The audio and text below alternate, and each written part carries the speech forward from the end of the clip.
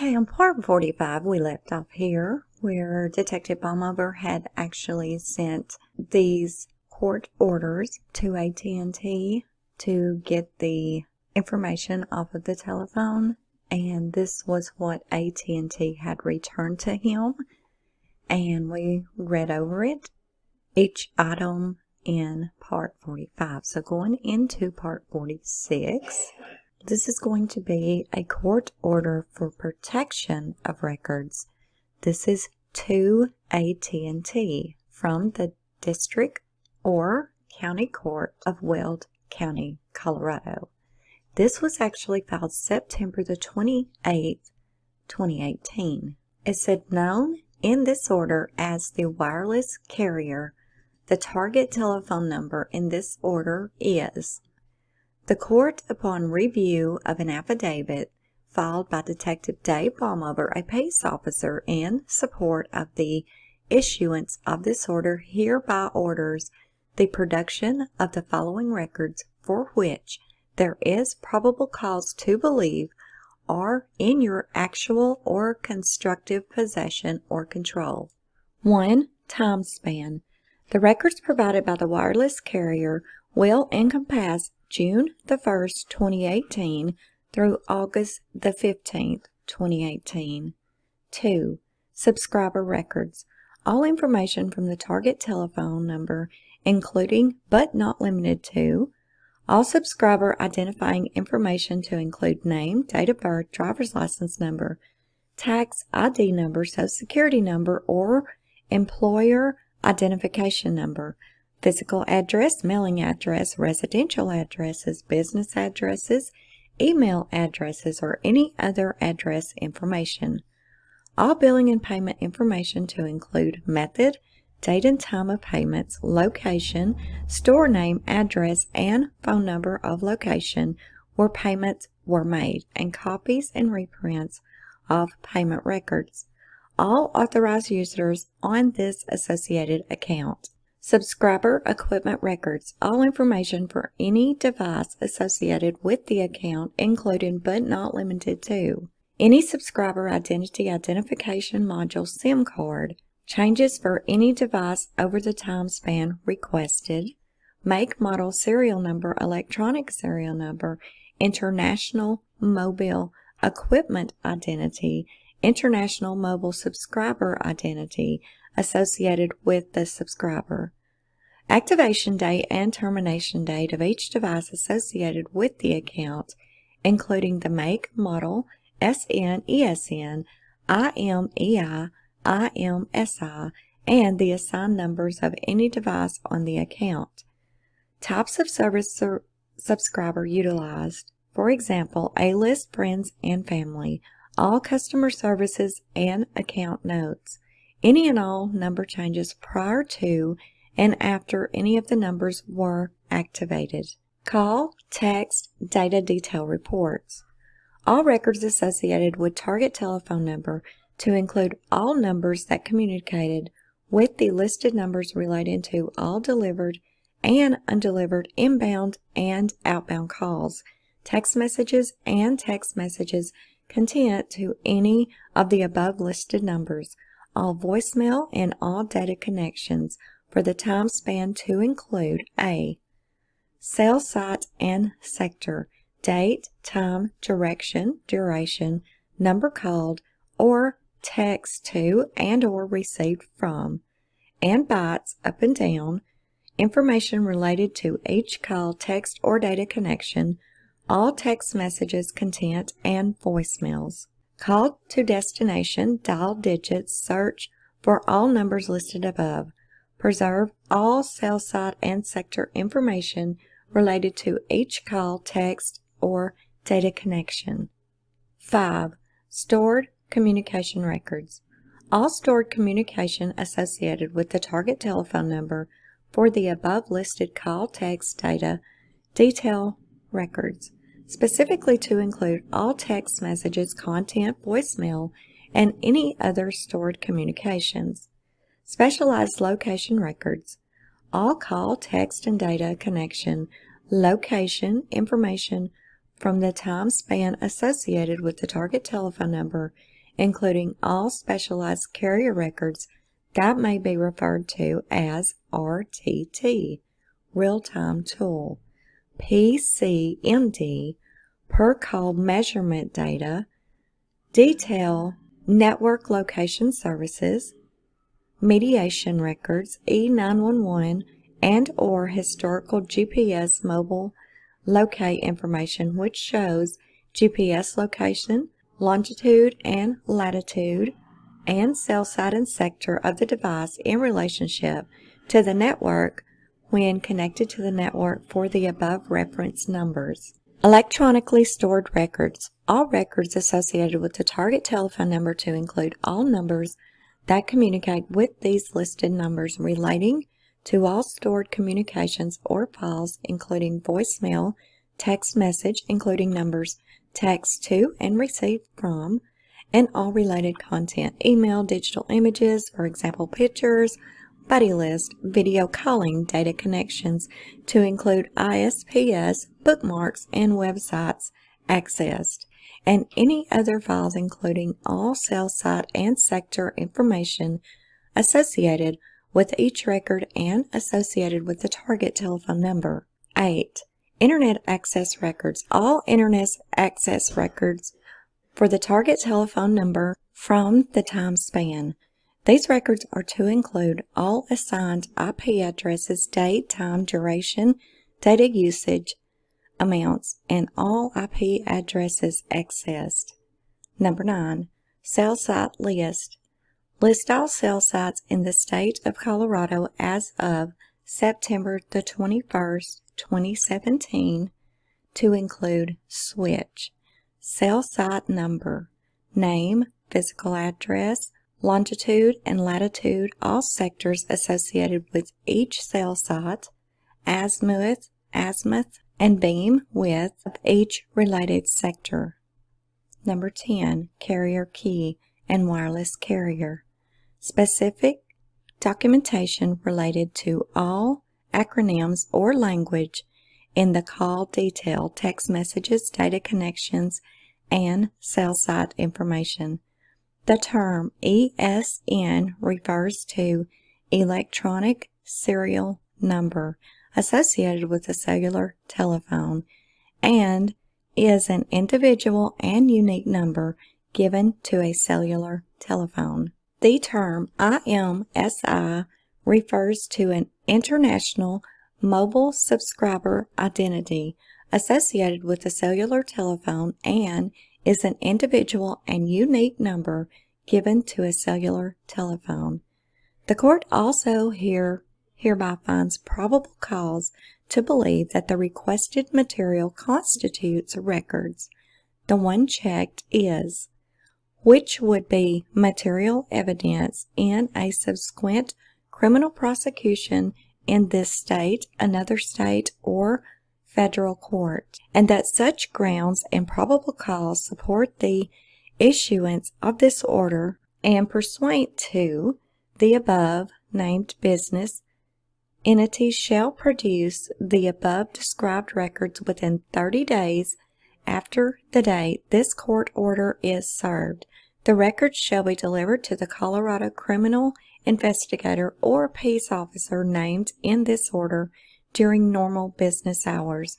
The records shall be supplied in any form or format that is convenient for the business entity and that may be accessed by the named officer or the officer's agency or department. The business entity shall also provide a notarized statement that the records produced represent complete and accurate copies of all records identified in this order that are in the actual or constructive control of the business entity. If the business entity does not produce all records identified in this order, it shall identify the records not produced.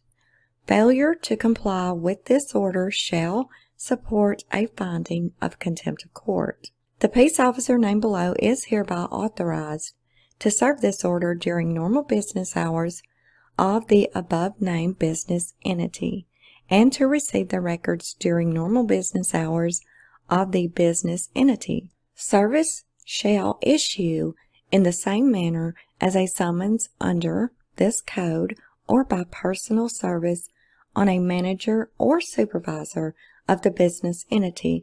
This order must be served within 14 days after the date it is issued and may be served during normal business hours of the above-named business entity.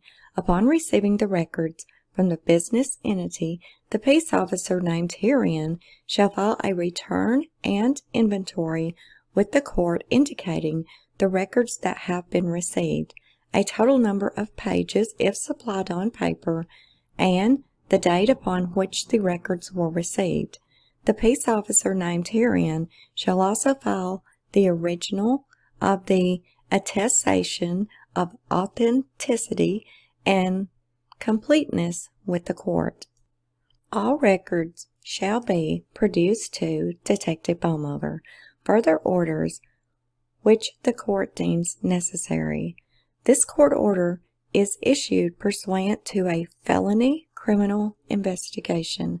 The records holder shall provide the records described above and not disclose the existence of this request to their subscriber. Any such disclosure could impede the investigation being conducted and thereby interfere with the enforcement of the law. Dated this 28th day of September 2018, and the judge did sign off on it. Okay, this is going to be an affidavit in support of the self-authenticating documents. And this is going to be the blank paperwork. It looks like it has not been filled out, obviously. So we will go right straight through that. And affidavit for court order for protection of records.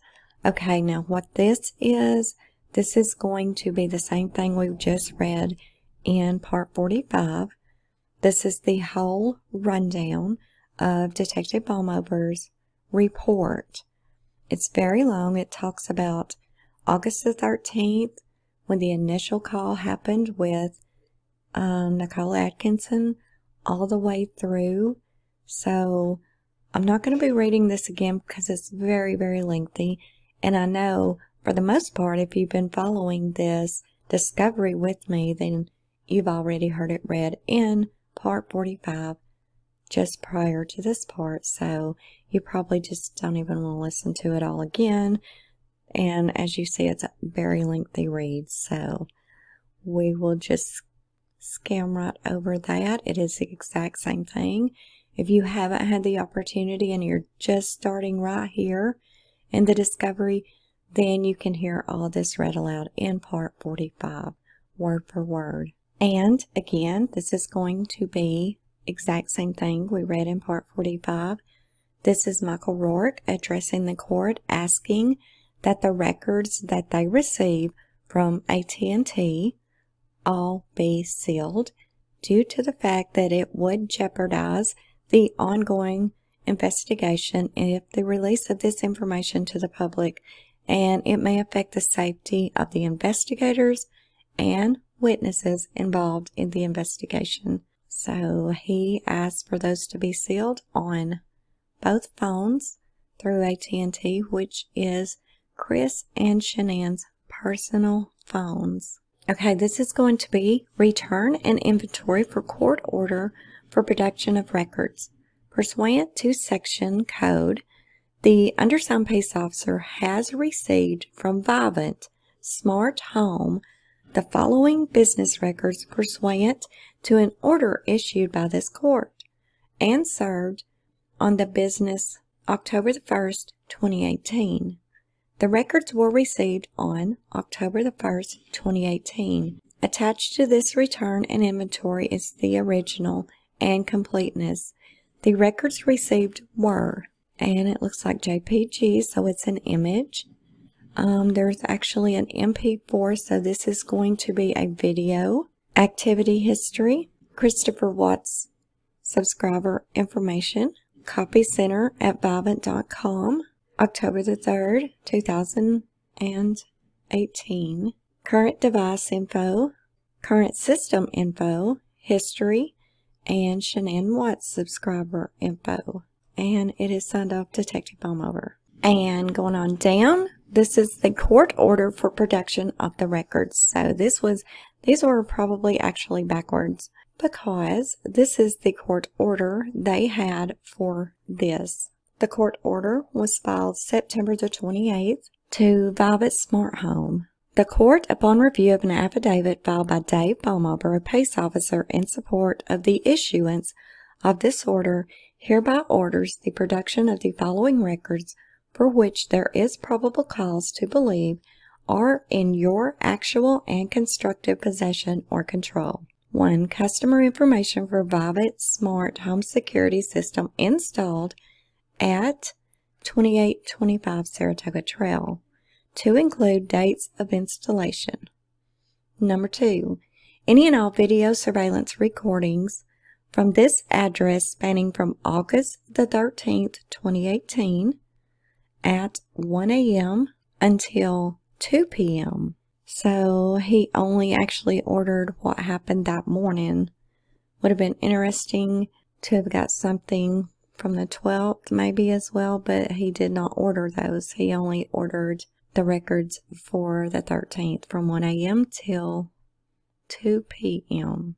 If any surveillance recordings was deleted spanning these dates and times, please provide me any and all information regarding that deletion, to include any IP addresses, email address, phone number, the date, time, method of deletion, and any other identifying information available.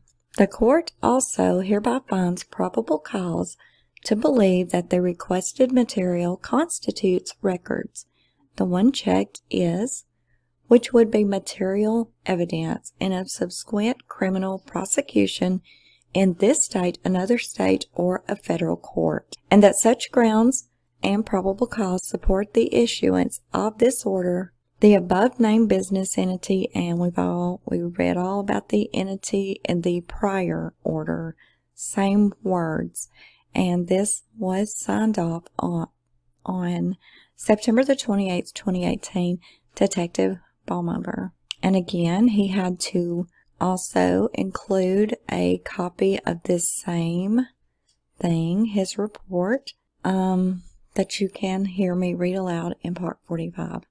A very lengthy read, as I said before. So we will go right over that because, again, there's no reason to actually read it all again. And of course, right behind that, we have got Michael Rourke again. And Michael is asking that the courts seal from production the Violet Smart Home records. He is actually asking that they be sealed.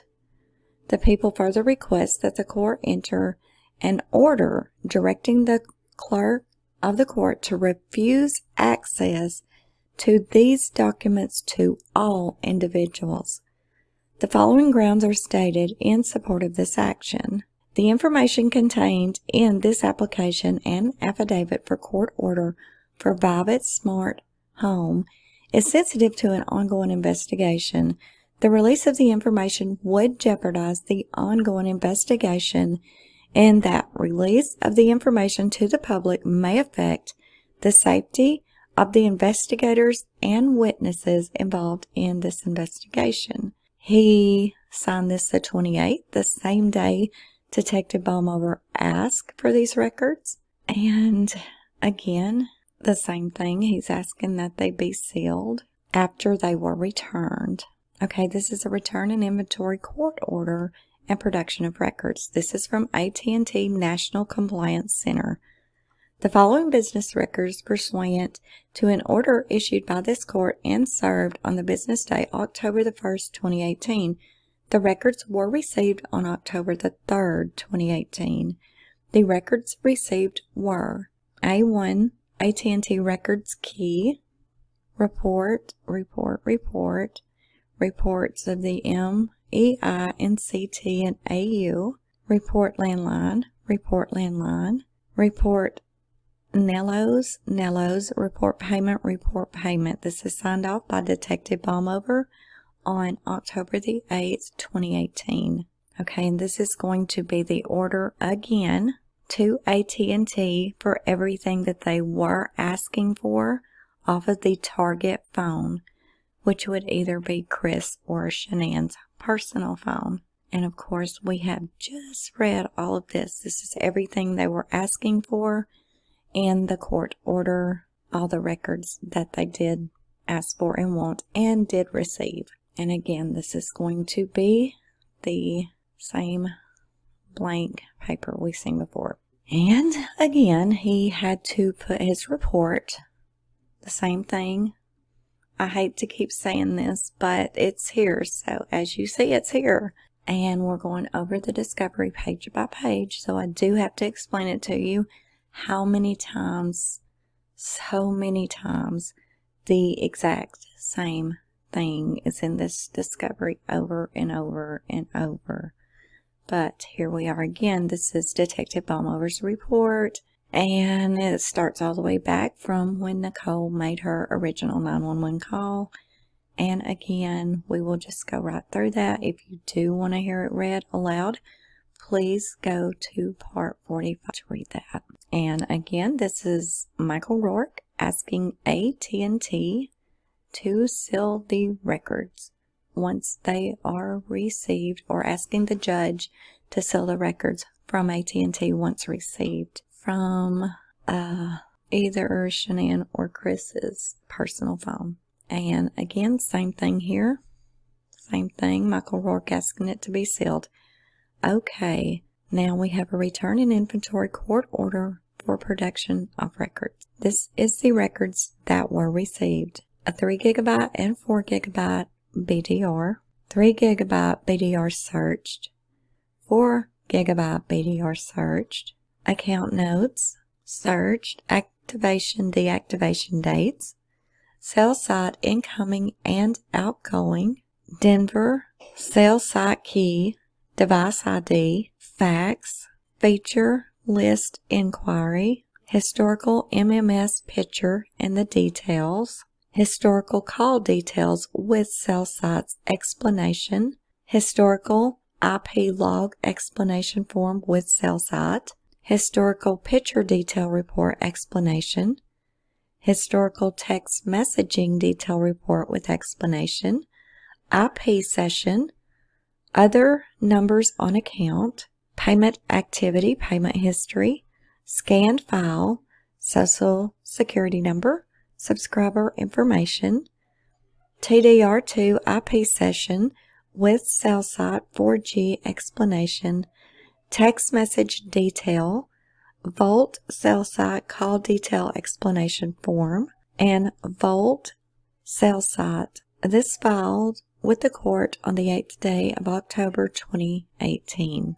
Okay, this is going to be a court order for production of records. Exact same words that is on the prior court orders that we have just went over. Exactly the same. This, however, is going to be for the target telephone number. This is to Verizon. So this is going to be either Chris or Nicole's phone. If it's Chris's phone, this is going to be his work phone because their personal carrier was through AT&T. Even though the wording is exactly the same and they're asking for the exact same thing, it's just to Verizon. So I will not reread all of this again because I personally don't even think you want to hear it again. So we'll go right on through that. And here we are again with Detective Baumover's report, starting with Nicole Atkinson calling 911. Again, you can find this all read out in part 45. And of course, again, following right behind it, and the Verizon request, you will see Michael J. Rourke, again, asking all the records that are received from Verizon on said telephone number be sealed from the public. And same here. Okay, here we have something a little different. Affidavit in support of self authenticating documents. I, Carrie Jensen. So finally we have one of these that is actually filled out. So, I, Carrie Jensen, a credible person competent to testify in this case, state that I am a custodian or otherwise qualified witness as to the attached records, and further state that I have knowledge that the attached records are true and accurate duplicates of regularly conducted business activity of Vivint Incorporated. I further state that the attached records are domestic records as opposed to foreign records of business activity, and further that the records were made at or near the time of the occurrence of the matters set forth by or from information transmitted by a person with knowledge of those matters. B. They were kept in the course of regularly conducted activity. And C. Were made by the regularly conducted activity as a regular practice. Signed, Carrie Jensen, Legal Assistant, Custodian of Recording. Subscribed and affirmed before me in the County of Utah, State of Utah, on the 3rd day of October, 2018. Okay, this is going to be a supplement report of Officer Perez, dated October the 13th, 2018. The victim witness complaint, Carrie Fox, Frederick, Colorado. It's very redacted, so it doesn't give a lot of information. The victim witness complaint is going to be Brian Arpin, Tacano, Colorado. Again, highly redacted. This supplemental report is simply to provide contact information from the people I had previously contacted. The residents I spoke to on was Carrie Fox. The McDonald's supervisor I had spoken with regarding the video surveillance was Brian Arpin. Okay, so this is McDonald's.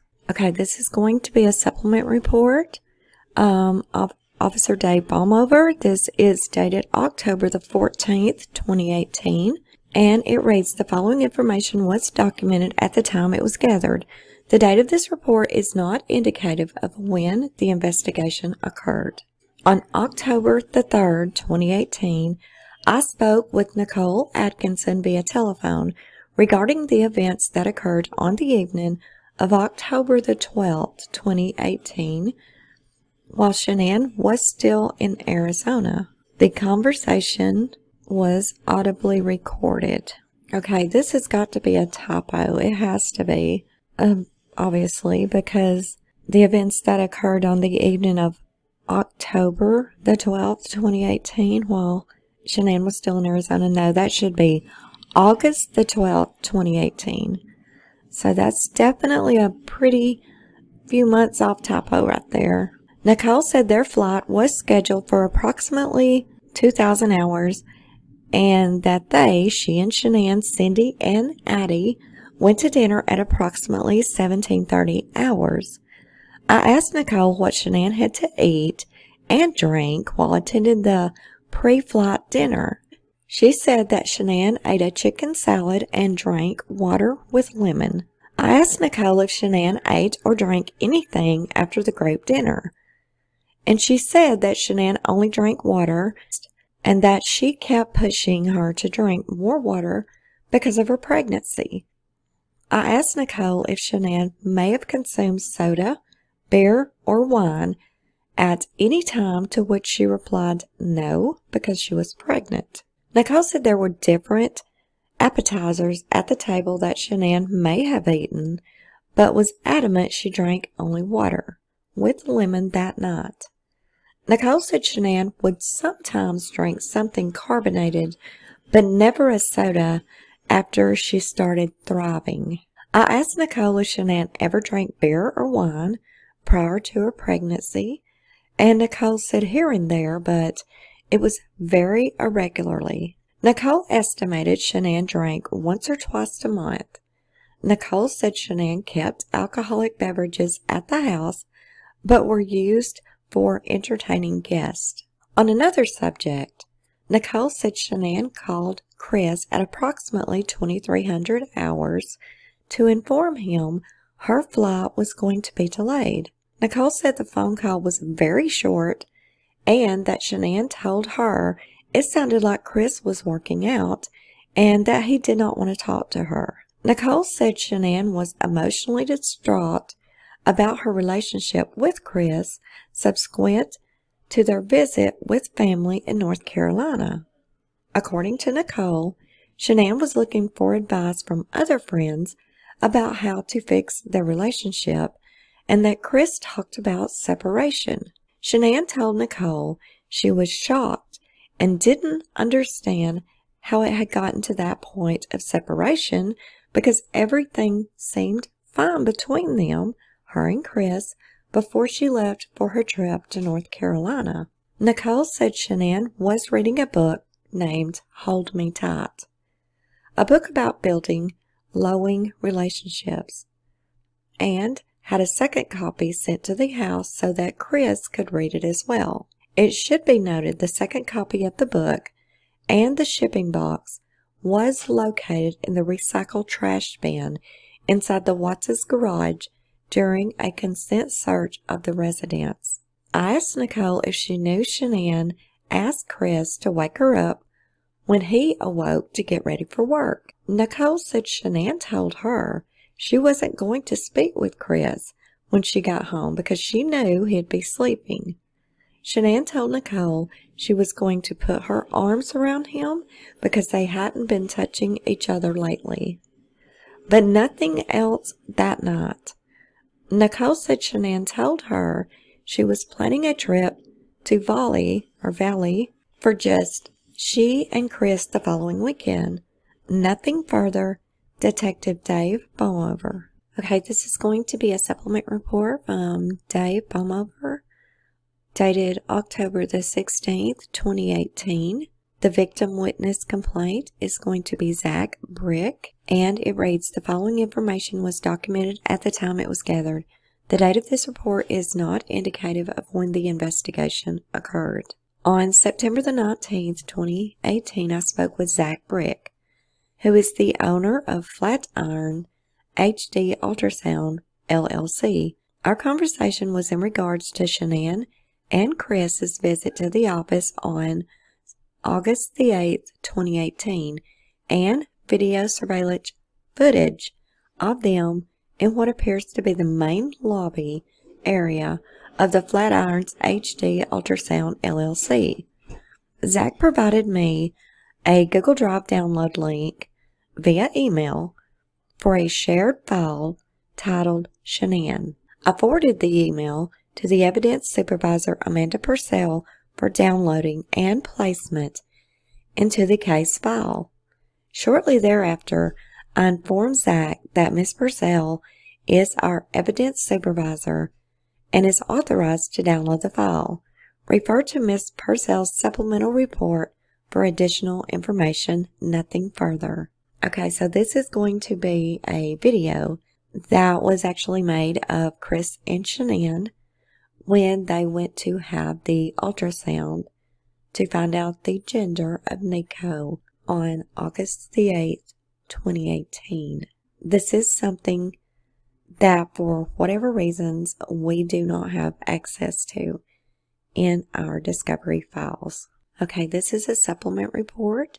Detective Baumover, dated October the 16th, 2018. The victim witness complaint is going to be Amanda McMahon. Okay, this is going to actually be the transcript of the actual interview that they gave her. If you have not saw her actual interview, you can definitely watch it here. I have the complete interview and I will link it at the end of this video, as well as you can see it here. The following information was documented at the time it was gathered. The date of this report is not indicative of when the investigation occurred. On September the 6th, 2018, I interviewed Amanda McMahon at the Greeley Police Department. The interview was conducted in one of the interview rooms and was visually and audibly recorded. The purpose of this interview was to obtain information regarding an alleged affair Amanda had with Watts. Amanda said she met Watts on Tinder, a known dating app, at around February or March of 2018, and described it as a fast and furious relationship, and now she has numerous media articles written about her and believe they are crossing over with the other girl, presumably Kessinger. Amanda said people are taking random pictures of her while she's walking down the street. After some discussion about how the Tinder app works, I asked Amanda what Watts' profile name was.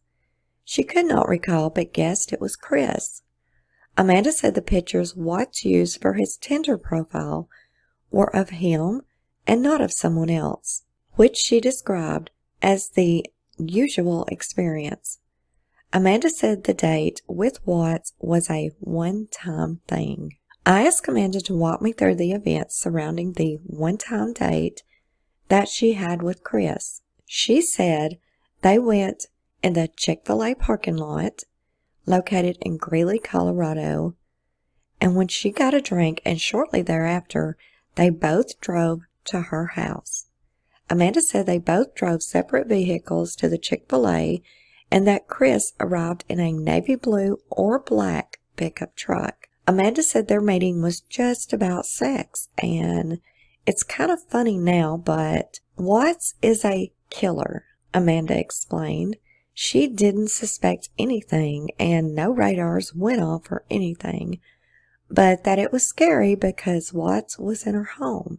I asked Amanda to provide me more details about when the first time met at the Chick-fil-A, and she said after she got the drink, they sat and they talked for a while, and she recalled talking to him about working at Anadarko because her ex-husband tried to get a job with the company.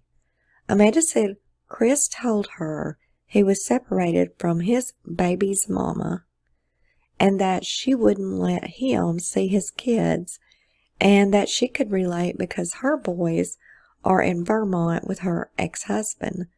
Amanda said that was the extent of the conversation, and they agreed to go to her house and have sex. I asked Amanda if they communicated through the Tinder app prior to meeting at the Chick-fil-A. She explained she had a different phone number and used a Text Now app to communicate with Chris. Amanda said she's funny about who has her phone number, so she used the app to remain private. She's funny about her phone number, but she has no issue bringing a stranger into her home. Well, everybody's priorities are different, I assume. Amanda also said that she and Watts text messaged each other about the meet, but because she no longer has the phone she used, she wasn't able to provide me the number Watts text messaged her from. Well, it really wouldn't matter what phone she used, right? Because the Text Now app, you can log in to your Text Now app from any phone, and you're going to have the same number. I know this because I have the Text Now app as well. So it wouldn't matter if she had the same phone. Her Text Now app number would remain the same no matter what phone she logs into her app on. There's so many things in her interview that makes her obviously lying to police officers and falsifying police reports for whatever reasons. And no, she was never charged for doing such. When I asked what time she and Watts met at Chick-fil-A, Amanda initially couldn't recall, but after repeated questioning, she said it was at approximately 1945 hours. She said the meet occurred right after she got off of work and drove to Greeley from Fort Lupton, where she was employed. So say she worked at a Great Clips, I believe it was, hair, like cutting hair, in Fort Lupton. Amanda explained after her divorce and losing her kids, She went batshit crazy and hooked up with people and wasn't able to calm down until about 2 weeks ago. Amanda also she suffered a brain injury after falling on some ice and striking her. Ultimately, she recovered after 5 days in ICU, but still suffers from memory loss. I asked Amanda to tell me what happened after they left the Chick-fil-A. She said Chris followed her to her apartment. Upon arrival, they went inside her apartment and described things as really fast and aggressive. When I asked her to explain, she said Chris was very rough and described seeing Chris's face and tattoos. Amanda continued to talk about how she couldn't pick out 90% of the guys she slept with, but remembered Chris due to his face tattoos, his employment with Anadarko, and his name. Wow. She continued to talk about how she could not pick out 90% of the guys she had slept with. That is so bad. That's the only word I know to say that's halfway nice. Amanda said it was unreal that she knew someone that did that. I asked Amanda if Watts ever told her his surname, and she said he didn't, but that she does remember his face. I asked her to tell me about his tattoos. She said she remembers tattoos on his back and arms. Amanda went on to explain she's not a strong witness. I asked Amanda to describe what she meant about Watts being aggressive with her. Amanda said she was told not to say too much without an attorney present to prevent incriminating herself. I wonder who told her that, I informed her I was interviewing her as a witness and not as a suspect regarding Chris's alleged rough behavior. Amanda said she was humiliated and it was weird, and that Chris attempted to stick it in her butt. Amanda said Watts also pulled her hair and put his arms around her neck.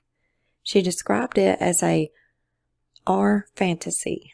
Amanda explained and demonstrated she had to push Watts off of her at one point. Upon request, Amanda provided me her Colorado driver's license, which I photographed. Amanda said her driver's license showed her old address, but she provided me her current address in Greeley, Colorado. I asked Amanda about her statement regarding people following her around and taking pictures of her. She showed me a photo on her cell phone that reportedly is being spread around Facebook. The photo is part of a RadarOnline.com article with a headline of, quote, Colorado killer dad's mistress makes chilling revelation. He tried to choke me. The published URL is, the photo depicts Watts on the left and an unidentifiable female on the right whose face is intentionally blurred. I photographed Amanda's cell phone displaying the posting and the photo. Amanda said she received numerous messages regarding the Facebook post but no longer had the messages. She said that the messages started after she posted in a sleuth chat group she met Watts on Tinder. Amanda said after making that post, she was being harassed and contacted by many people, including media reporters. Amanda said Nicole Atkinson was her manager at Supercuts in 2013 and was also Shanann's best friend. Amanda said she saw Nicole's Facebook post about Shanann missing. I asked Amanda if she was positive the guy she met on Tinder is Chris Watts, and Amanda replied, quote, see, that's the $1 million question. She also says she isn't confident enough to testify in court about the identity of Watts, but is 99% sure it was him. Amanda explained she's not able to point out in a crowd any of the other guys she's hooked up with, but is still sure it was Chris. Amanda blames the complexity of the case for her 1% doubt. The interview spanned approximately 25 minutes or 29 minutes. Nothing further, Detective Baumhover. And again, if you would like to see this interview video in real time, I will link it at the end of this video. Pretty interesting. And I could really tell she was fabricating watching her expressions and such during this interview. And this is going to be Detective Baumhover's notes from the report that we just read. As you see, it's dated September the 6th. Tender Chris met Chris at Chick-fil-A. Navy blue truck. Phone. Text Now app. Evening at 7:45.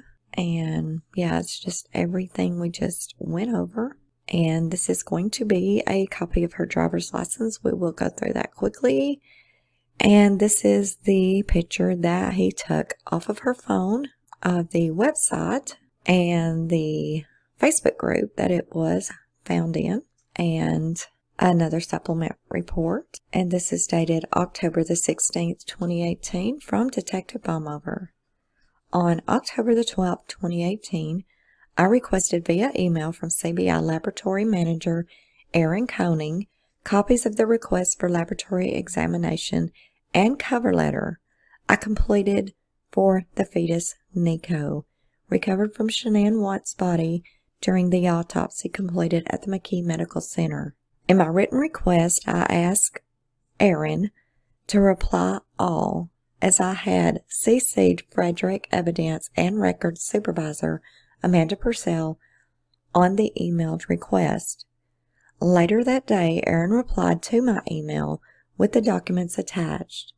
Amanda was copied on the email, allowing her to download the documents into the digital case file. Nothing further, Detective Baumhover. And this is going to be the records and the request for laboratory examination.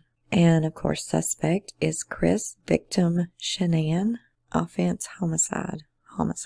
Date of offense, August the 13th, 2018. DNA card and fetus. To CBI Lab from Detective Baumhover, I respectfully commit the items indicated on the attached request document for lab testing, specifically for paternity and DNA. Signed, Detective Baumhover. This is dated August the 17th, 2018. Okay, this is going to be another supplement report from Detective Baumhover, dated October the 26th. The following information was documented at the time it was gathered. The date of this report is not indicative to when the investigation occurred. On October the 1st, 2018, I served a court order for production of records to Comcast Xfinity, requesting any and all surveillance recordings captured by Nate in his home's security system. Nate's home is located directly east next door of the Watts' residence. Having not yet received the records from Comcast by October the 24th, I contacted Nate via telephone regarding the surveillance video clips retained to his personal computer. Nate agreed to provide me a copy of the video clips and uploaded them to a flash drive I provided. It should be noted that prior to contacting Nate, I learned there were several more video clips retained by him that were not obtained previously. At approximately 16:30 hours, I met with Nate and his wife at their residence and provided them a flash drive. As his wife was dubbed the more technical savvy of the two, she agreed to upload the videos to the flash drive while I waited and spoke with Nate. While speaking with Nate, I learned he had observed Chris walk out of his side gate and leave in there Chris and Shanann's white Lexus that was parked down the street from his residence. Nate said Chris did this when Shanann was visiting family in North Carolina. I asked Nate if he had provided this information in a previous interview with an officer or agent, to which he replied he had not. I asked Nate if he was willing to be interviewed at the Frederick Police Department and have it recorded. He said he was, and we agreed to meet on October the 31st, 2018 at 1400 hours. With the flash drive containing the video clips, I returned to the police department and uploaded them to my digital case file. I also provided the drive to evidence supervisor Amanda Purcell for the purposes of uploading and transferring to the Weld DA's office. Subsequently, I entered the flash drive into evidence via locker number 4, nothing further, Detective Dave Baumover. So this interview that Nate went to the police department and did with Detective Baumover on Halloween 2018 would be very interesting to hear. I personally have not heard that. Have any of you heard that interview? If so, please point me in the direction. Okay, and this just shows that this is a report showing that this is a non-PDF file list, and it is Amanda McMahon's interview and the security video from Nate's camera footage and photos received from the Rusek family. So I guess this is photos that Mr. and Miss Rusek actually provided. Okay, this is going to be a supplement report. Officer Dave Egan, November the 2nd, 2018. On August the 16th, 2018 at 15:18 hours, I received an email from Detective Baumover with the subject of listing of extingent records.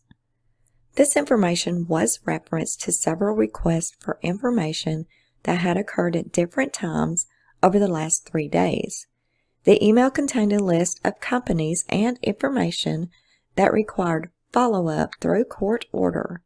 At 16:10 hours, I reviewed the list with Officer Walgie and forwarded the email to him for follow-up. On August the 18th, 2018, I submitted 3 items to Evidence Clerk Purcell. The first was a photograph of a whiteboard with several notes written in marker. These notes were used to organize the investigation in the initial stages. The second item was a large piece of paper ripped from an easel pad with handwritten notes on the paper.